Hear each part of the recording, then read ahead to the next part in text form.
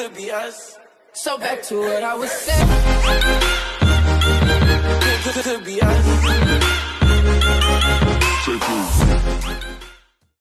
Paa ng manok. Okay, habang nagpapakulo po tayo mga kabayaw, ilagay na po natin yung paa natin, 4 na kilo.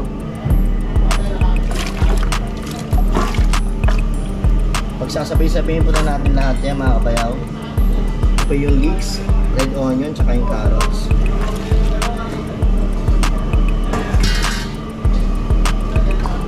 Tapos ito po yung mais, sasama po natin yung mismong ano niya, sasama po natin yan.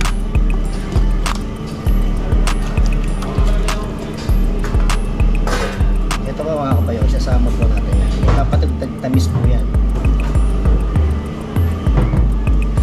Lagyan na rin po natin yung salt.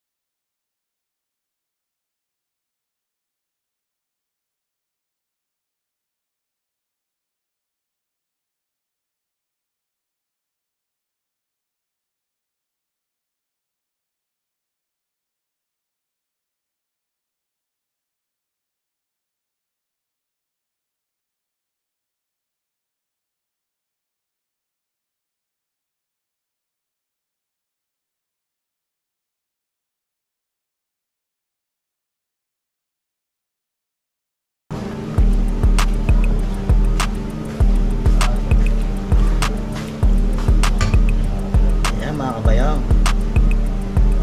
luto na po yung bulalong paa ng manok.